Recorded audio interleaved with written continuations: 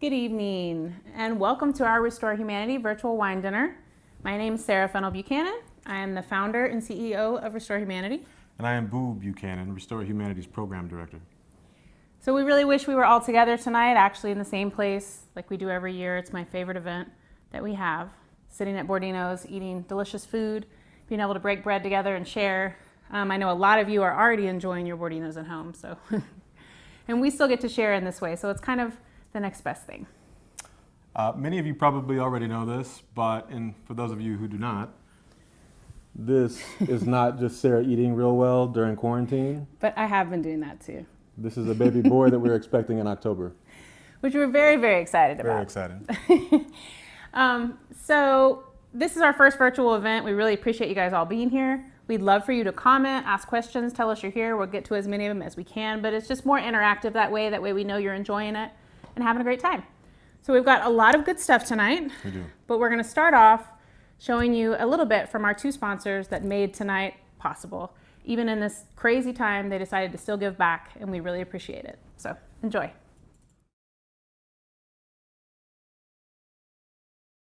Hi, my name is Jeff Allison, and I'm the new owner of Bordino's Restaurant and Wine Bar here in Fayetteville, Arkansas. In early February, I purchased this restaurant from Joe Fennell, and he introduced me to his daughter, Sarah. Sarah is the proud founder of Restore Humanity. This organization is doing so much good across the globe.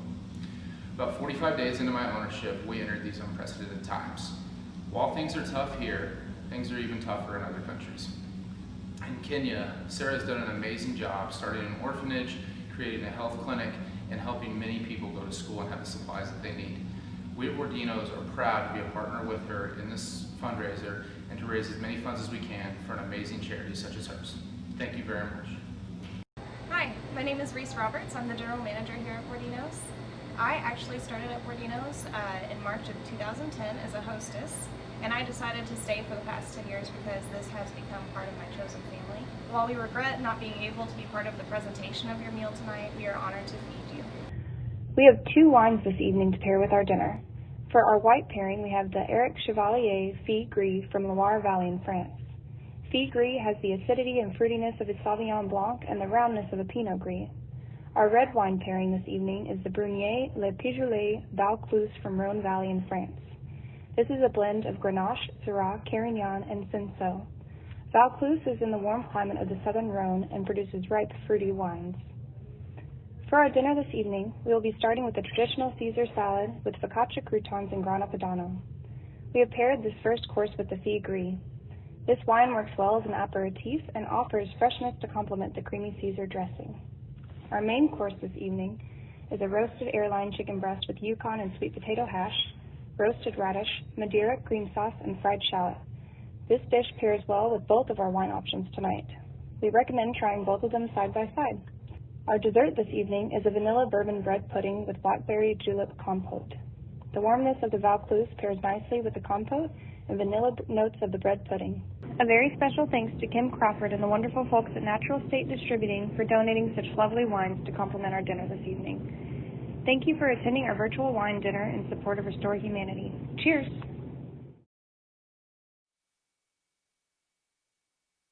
Bordino's has been a huge supporter of Restore Humanity since we started 14 years ago.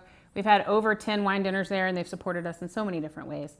So we just really want to thank Jeff, Reese, and Corey, and all the staff at Bordino's for coming through for us again this year, even in this difficult time. We really appreciate it. You guys are amazing.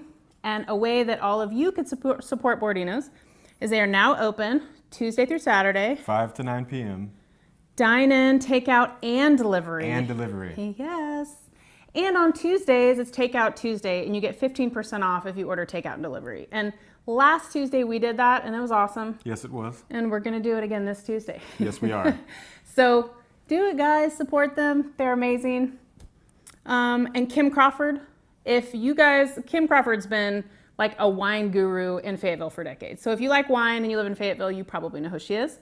And she runs Natural State Distributing, and a way to support them, to say thank you for all the support that they give, is to get on their website. You can see all the brands like spirits, beers, wine that they distribute to restaurants and liquor stores, and just order those things when you go there and enjoy, because they're awesome. We appreciate it, Kim, so much. And just to say in general, this is a tough time that everybody's going through, but I think The people that have it the toughest are those that are trying to run small businesses. And the local businesses and local restaurants in our area are what make our town so vibrant and awesome. And every single charity event, they're supporting all of them, not just ours. I mean, it's just they give and give and give. And now they're going through a time that's really tough. So please support your local businesses. Find ways to do it. If you have the means, find ways to support them because they make our community awesome and they need us right now. So tonight is going to be fun. We're mostly going to focus on our JCO Children's Home, which we're very excited about. You'll hear from our RH scholars a little bit later, even our famous one that now lives in Manhattan. Yes, but before we get to that, there is another video we would like to share with you that explains a little bit about how Restore Humanities programs came to be in Kenya in the first place. And if you listen to KUAF Public Radio, you will likely recognize the narrator's voice. And if you know me well at all, you will be unsurprised by how this video begins, and we hope you like it. Enjoy.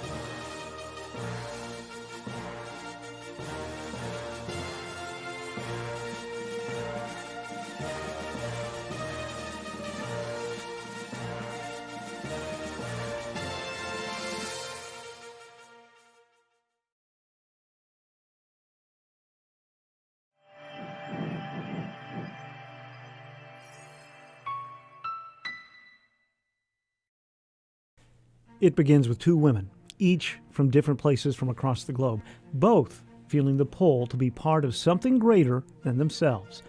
They were both at a transition in their lives, one woman ending her career and the other just beginning hers. Both women felt called to serve others, and both women prayed for guidance on how to answer this call. When their paths converged, they found the answer to their prayers in one another. Together, they embarked on a journey of service that would give their lives a renewed sense of meaning, and their partnership a shared sense of purpose. These two women are Juanita Opat and Sarah Fennell Buchanan, and their journey began in 2007. After a 33-year teaching career in Nairobi, Kenya, Juanita Opat planned to spend much more time at her home in the village of Sirimbe. Her late husband, James Christopher Opat, had constructed a building on their land with plans to turn it into a hotel. But those plans never came to fruition. Mrs. Opat initially considered making it into a library, but she wanted to dedicate her time to doing God's work. And after witnessing so much suffering around her, she knew there was a better way to serve her community. After much prayer, she decided she wanted to convert her husband's building into a home for orphans and vulnerable children. With her teaching background and experience as a mother to 6 wonderful children, it seemed to be the perfect fit. However, her altruistic vision would remain only a dream without the funding and support needed to make it into reality. On the other side of the globe, in Fayetteville, Arkansas, 27-year-old Sarah Fennell Buchanan was feeling the urge to go to Kenya and help in some way. A year earlier, Buchanan had founded the nonprofit organization Restore Humanity with an intentionally broad mission that would allow her to help anywhere in the world where an opportunity might present itself. As a former Montessori teacher, Sarah felt most drawn to work that involved helping children. Sarah began this work in South Africa by supporting the projects she had volunteered with in 2005. However, by the summer of 2007, Sarah felt compelled to expand her efforts to help in Kenya, but she wasn't quite sure how. She knew that her desire alone would not be enough, that her altruistic vision alone would remain only a dream without a realistic plan for making it into reality. She believed that God needed to be behind whatever she did next if it was going to work. And so she prayed and asked God to show her a sign if Kenya was where she was supposed to be. The very next morning, Sarah's sign came in the form of a phone call. Sheila Opat, the daughter of Juanita Opat, had seen Restore Humanity's website and was calling Sarah to ask if she had considered helping in Kenya. Sarah began to feel the hair on her arms stand up. Prayers are rarely answered so quickly and so decisively. Sheila proceeded to tell Sarah all about the building her father had built on her family's land in Surabaya. Sheila asked Sarah if she would come to Kenya, to Surabaya, and help Mrs. Opot take this dream of creating a children's home and make it into a reality. Sarah was blown away, and as this was the clearest answer to a prayer she had ever seen, she did not hesitate to act. Sarah booked her flight to Kenya that very day. This was the auspicious beginning of everything Sarah and Mrs. Opot have been able to accomplish together over the last 13 years. This tale of two women and the global family that has joined them on their mission to restore humanity.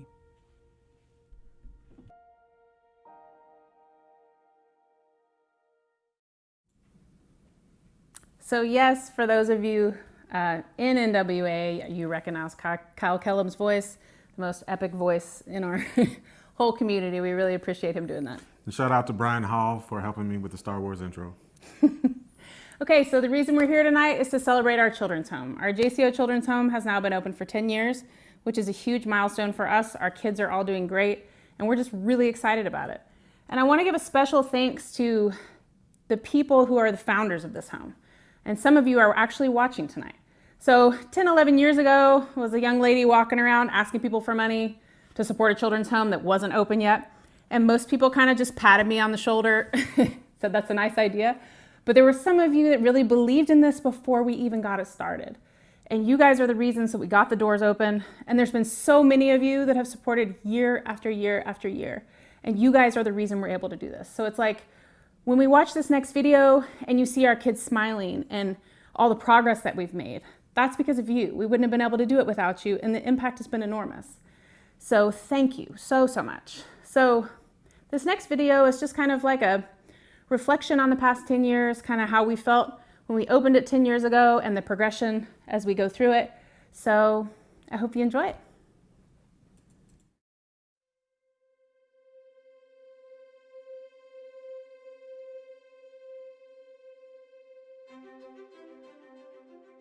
Ten years ago, we got our JCO Children's Home opened.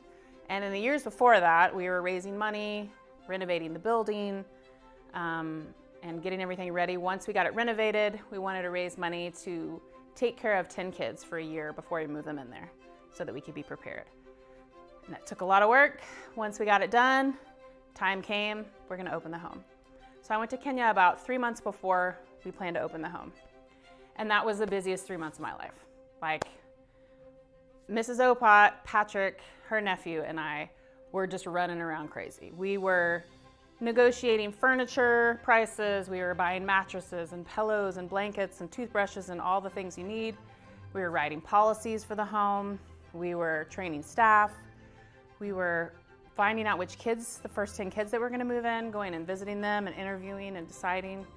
So it was a lot of work. So then the time finally comes, the day is the kids are gonna move in.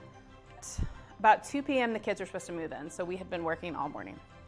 I had to run to the village 2 different times because we didn't have electricity and we had to print off forms. So I'm like running to the village, I'm sitting, I have my head down, walking really fast, just thinking, we've got to do this, we still have to do this, all the things.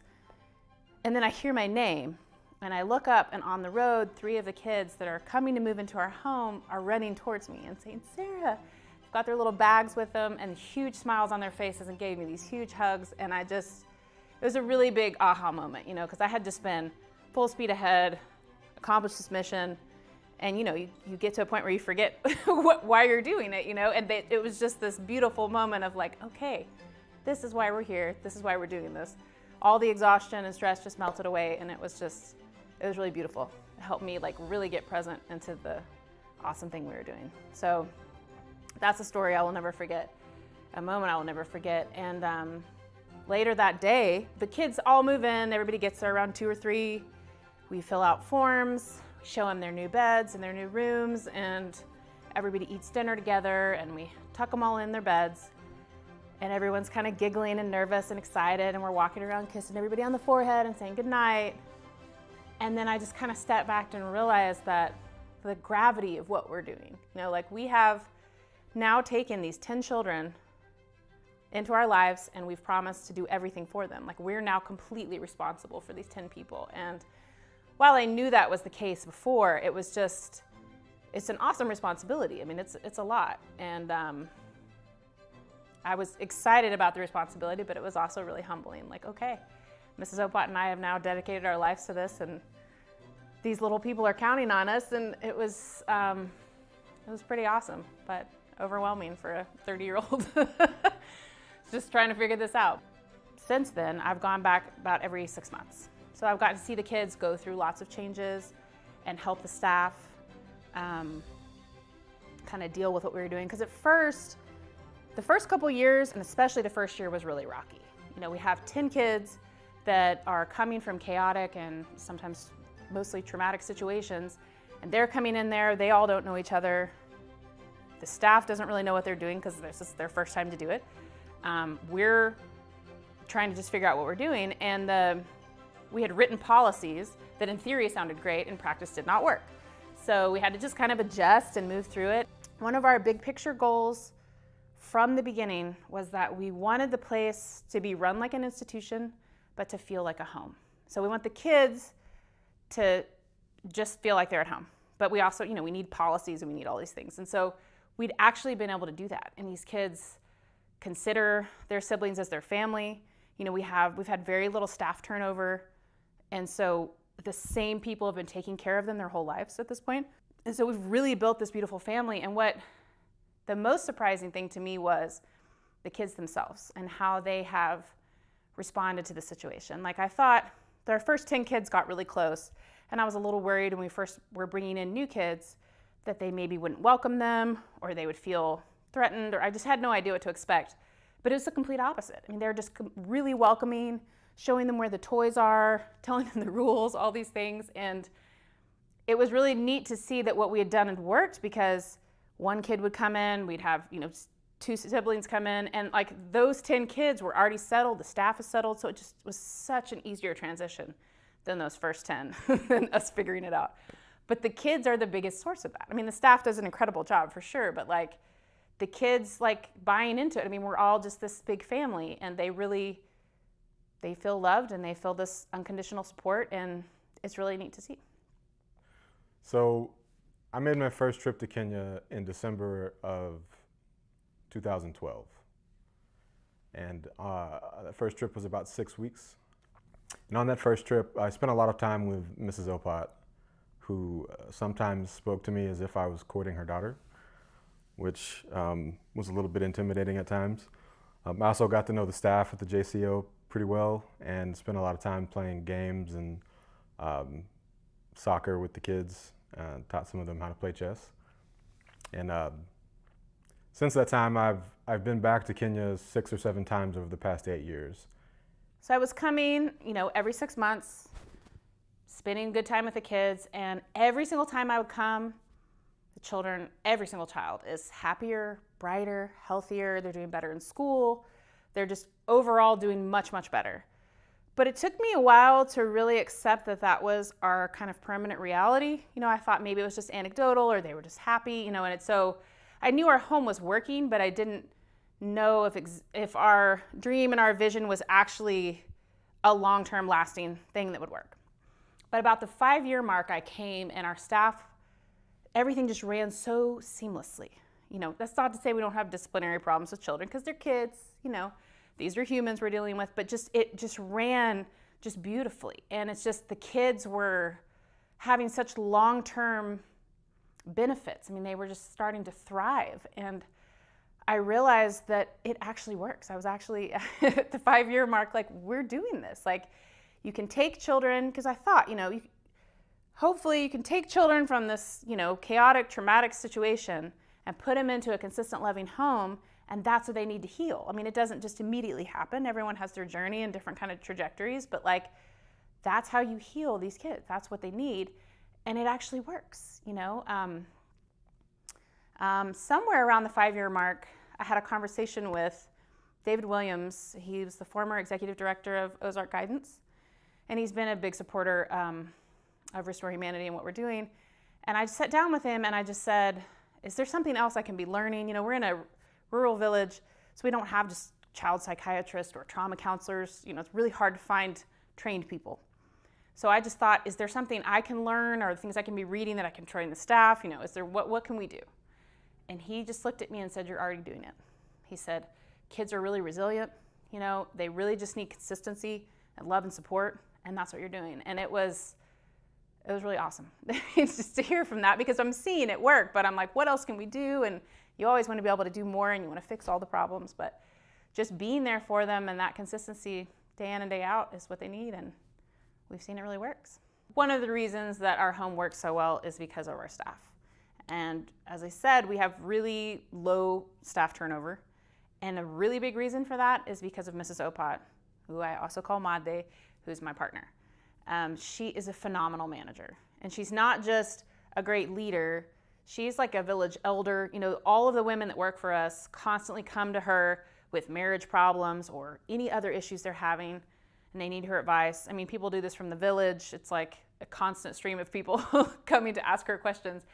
But our staff specifically see her as this mother figure and go to her for help. And she's done such a great job at building this like cohesive community of our staff. And so our staff also now supports each other. So these women have found not only a job, but then they've found this community that's there and helps and supports them. And so it's a really neat thing. So over the years of having our home, we've had kids graduate, we've had new kids move in, our family's just been expanding and it's been awesome. And they're all doing great. But as we started getting closer to the 10-year mark, Boo and I started thinking about this in a counterfactual way. Like, where would these kids have been if the JCO home didn't exist? Or if Restore Humanity didn't exist? We started thinking, really, what would their lives be like? And of course, we can't know every single thing, but we know enough about their lives and enough about like their family situation and how things were to where we have a pretty good guess about where they would be, and a best case and worst case scenarios. So we know some of our kids would not be alive right now. There was a couple of children that when they came to us, they were like close to death, and with the hospital stay, and then now, you know, they've been living with us for years and getting good, consistent care, and now you would never tell that these children ever had any health issues. And that's kind of the same with, you know, we have multiple kids that are HIV positive, and when they moved in, it was obvious that they were not well. And now, if you walked in our home right now, you would not be able to pick out one of them. Like, they're healthy, they're bright, they're happy, and so that's a really awesome thing. We also had a girl from our first 10 kids who had a severe limp, and it came from a wound that had just festered, and the infection just kept spreading, and it spread into her bone. And so she moved in with us. Her grandmother did the best she could for her, but when she moved in with us, we took her to a hospital in Kisumu, met with the doctor, and he said that, yes, the infection had spread into the bone, but because of her age, if we can get an operation to cut that part of the bone out, then with growth spurts, she can actually grow out of this. Which was awesome. So we got the operation. It was a lot of kind of years of therapy, but now she's a grown woman, beautiful. You'd never have any idea there was anything that she went through like that. And if she wouldn't have moved in with us, she would have been crippled for the rest of her life. And that's just one part of her story. She's also been able to excel in school, do great in high school. She's gonna go to university. I mean, she's an incredible young woman. And so it's like, when we really just started looking at all of their stories and taking just piece by piece, it was just, we'd realize what we'd done, you know. And some kids, it might have just been opportunity and education.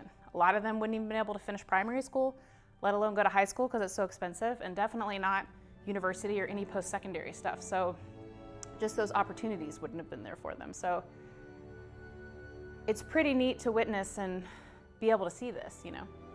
And these kids become leaders in their communities. I mean, we've already seen it. It's not just something we want to happen. Like, this is not a pipe dream anymore. Like, our kids that are graduating university they have their goals and things they want to do, but one of their big goals is to help their community. And they come back and they want to work with Restore Humanity and help. They have just these huge hearts for wanting to help other people. So this is how we change the world, one person at a time. You know, we give quality care to a small amount of people, and this is how we change it. And it's really neat to see that, just be able to witness it, be able to see like they're the future, they're the ones that are going to change the world, and it really does make a big difference. The thing that stands out to me in my experience in the village with the children at the JCO Children's Home is that I've been witness to some really miraculous development. Not just in the sense that, like, when you leave one time, they have like squeaky voices and they're shorter than you, and then they're really tall with real deep voices when you come back, but improvements in their mental and emotional health, their changes in attitude and maturity, their academic improvement has been, in many cases, nothing short of miraculous. And so, and the thing that I really would like people to understand about that is that that's Made or Mrs. Opat and the staff that she's been able to assemble that's really accomplished that. Sarah and I get to show up once or twice a year, and we're greeted like the cool aunt and uncle that have brought the amazing Christmas presents that everybody's excited about.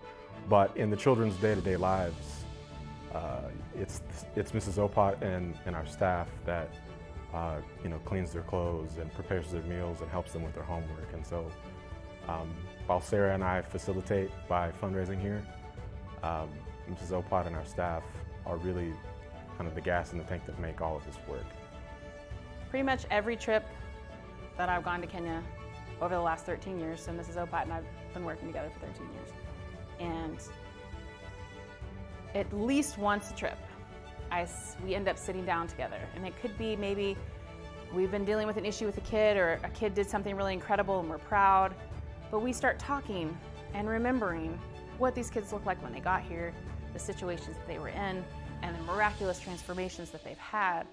And we just talk about how bizarre it is that all these different things came together to bring us together to make this happen. And no matter how many times we talk about it, it's just, we're both still filled with kind of wonderment that, like, we've been doing the work, but so many things had to come together for this to happen. And it's just been really incredible. And usually the conversation ends with a common Luo phrase, Nasai Ber, and that just means God is good. And that's really all you can say.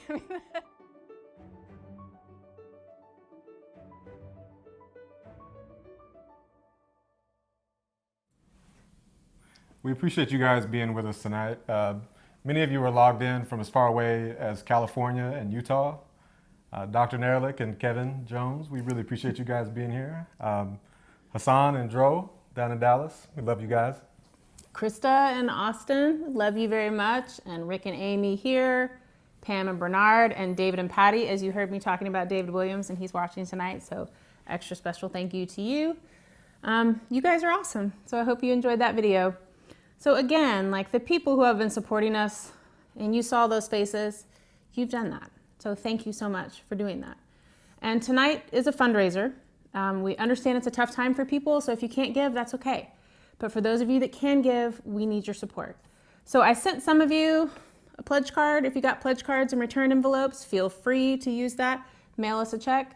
There's also the donation link that's directly under us, restorehumanity.org/donate.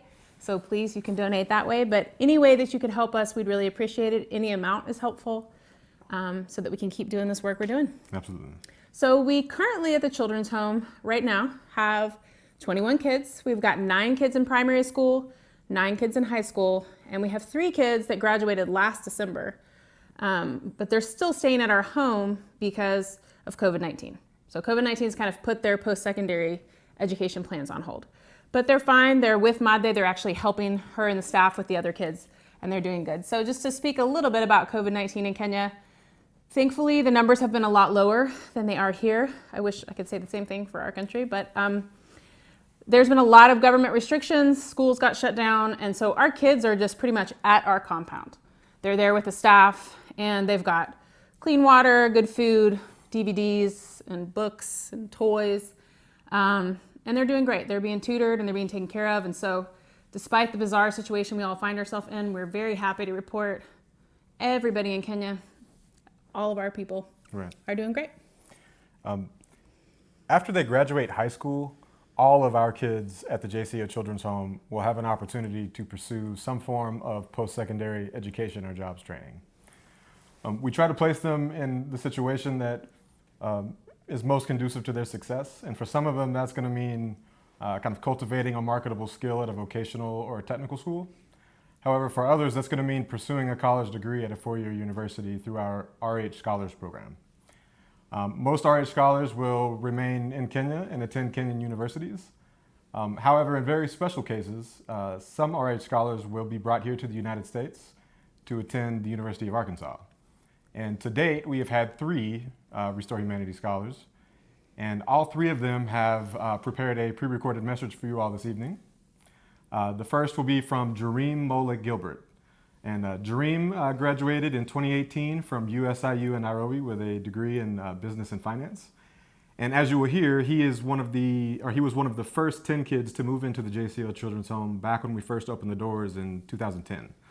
However, he has returned to JCO as a staff member now and is tutoring and mentoring the generation of kids that will follow in his footsteps. And so we hope you enjoy his message. My name is Mola Jareem. I'm one of the first Restore Humanity children, the first 10 kids that were admitted the children's home in the year 2010. It was an awesome experience, I can say. When I joined the children's home, I was in my 9th grade. It just began and it was in August. After I met Sarah, she came to our school, that is the secondary school. She interviewed me and we talked, and by God's grace, I was granted the opportunity to come and stay in the children's home. You know, what I remember so vividly, my first day was the food. It was really sweet. I've never tasted such a kind of a food before. Having lived with the JCO children for a period of 4 years, I graduated from Surabaya Mixed Secondary School.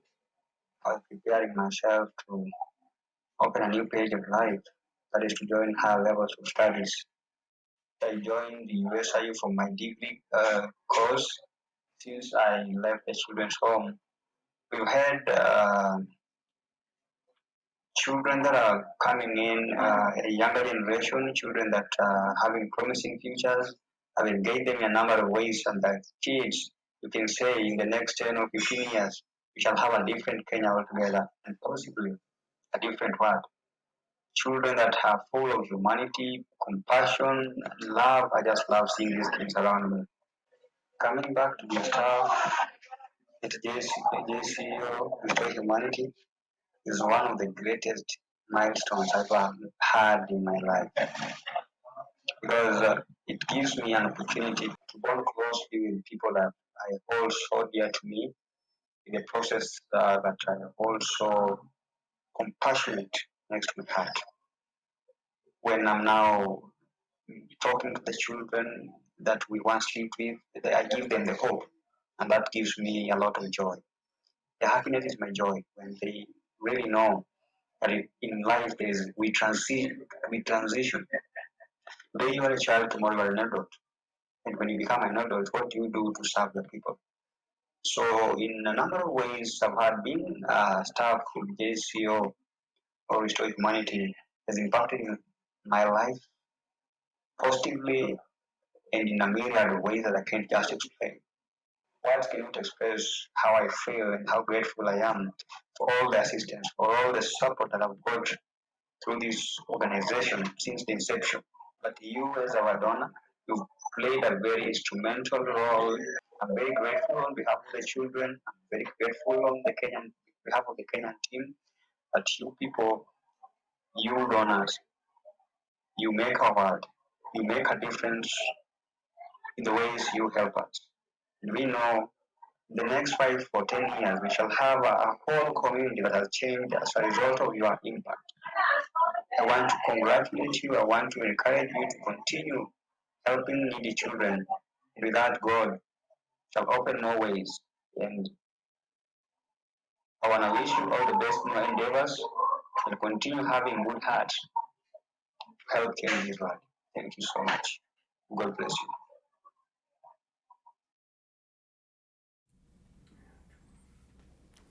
And our next RH scholar is Dima Frederick Agongo. Juma joined the JCO Children's Home in 2012. However, he is now here with us here in Northwest Arkansas pursuing his engineering degree. And I bring you Dima Frederick.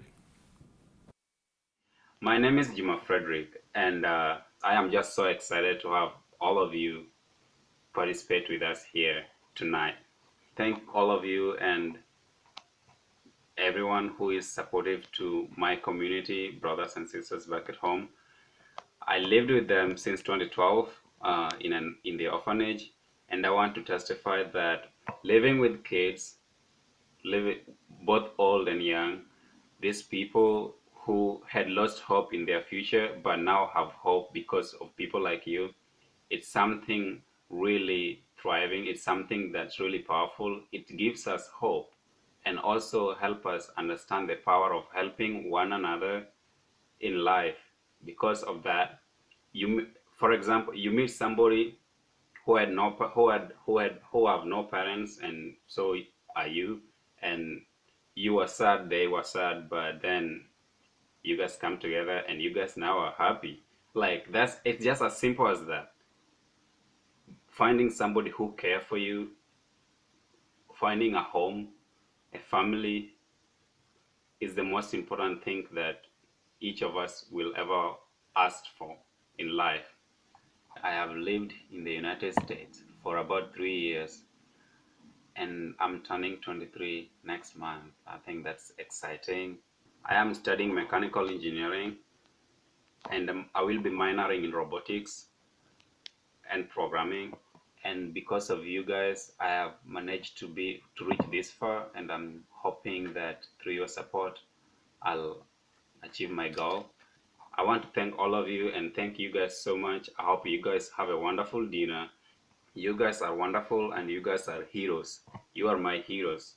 Y'all have a wonderful night and a good dinner. Thank you and bye. Love you all. And our third and final RH scholar will be familiar to many of you. He is a former University of Arkansas homecoming king who graduated with a degree in civil engineering last spring and then was hired by an engineering firm in New York City. I give you the man, the myth, the legend, Moses Vincent Akari, from an office somewhere in Midtown Manhattan.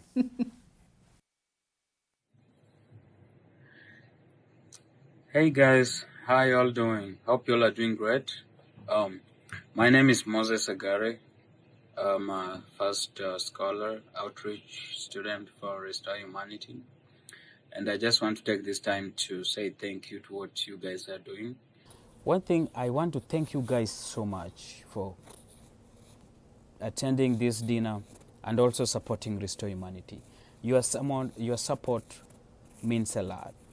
Your support help provide food and shelter for kids. Your support builds greater future for kids that have dreams but they never knew how they are going to attain them.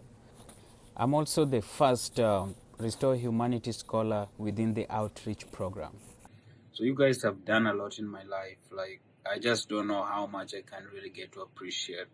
You know, being the first one in the family to ever go to high school and then college is something extraordinary. I'm a recent graduate from the University of Arkansas with a bachelor degree in civil engineering and a currently full-time employee at Casey Engineering in New York City. I want to thank you guys so much for doing this, and I mean it from the bottom of my heart. Thank you guys for helping me achieve my dream of becoming a civil engineering. Thank you guys so much. And may you guys keep on giving, because your giving doesn't go in vain. It builds. As you see me today, I am a product of your giving. I am a product of your investment. Without people like you, I don't know if I could have made it in life. You guys made my dream come to pass. You guys helped me build a dream that is full of a very great future. You guys helped me build a dream that is able to inspire others and speak a powerful message to people back at home and show them that their dreams are valid. I just want to appreciate you guys. And you guys just keep having the kind heart that you guys have. Keep giving, keep supporting Restore Humanity, because you are changing a life of somebody somewhere. Thank you guys so much, and may God bless you. God bless your kind heart, and may you keep giving. Thank you. So all three of those guys are so impressive. They continue to impress us. They do. They've got huge goals. They work really hard to make them happen. But the thing that impresses me the most about all three of them is their heart for giving, their desire to pay it forward. I mean, these three young men are just really interested in giving back to their community and making their community better and helping other people. They were given help and they want to help other people. So, for example, Moses, when he was still in university, he wanted to do something for his community and decided to raise money to build a classroom at his former primary school. Almost $7,000. He raised almost $7,000 on his own, built the classroom, which was awesome. Jareem, when he was still at university, started his own nonprofit in Kenya to bring alumni from their former high school to give mentorship to kids there, to help them have hope and see a light at the end of the tunnel. I mean, it was just awesome. And Juma has many, many plans. He might be the most philanthropic human we've ever met, and he's been that way, honestly, since he was 15, so I don't know if we can take credit for that. But just to see that they really genuinely get excited about helping others and they want to do that, and you hope that when you give that care and love to people that they'll want to give it to other people, and we've seen it happen. It's just incredible. It really is the leadership from kids like Juma and Jareem and Vincent that will grow and sustain the impact that Restore Humanities programs have had in Surabaya, in their community. And there's a bunch of kids ready to follow in their footsteps, but we need your help to keep these programs going. So. Yeah, I mean, this is how we make lasting impact, right? This is how we're doing it. So we've been able to do all of this in just a decade. So if you imagine what Surabaya is going to look like in a decade, it's going to be pretty incredible. Yeah, and we have 2 engineers and a businessman right now, but in 10 or 15 years, we may have a couple more engineers, maybe a doctor or lawyer, or just as importantly, a electrician or plumber. Right. And yeah, their community is going to be completely transformed because of people like you.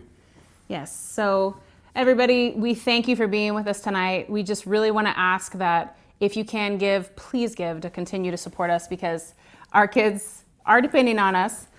We've got pledge cards, our website, many ways to donate. We really appreciate it. We've seen so many of you guys commenting. We love you all. We really, really appreciate it. And this video will live on Facebook forever. So if you loved it and you want to watch it again, please do. Share it with everybody that you know. We appreciate you being here tonight. And another big shout out to our sponsors.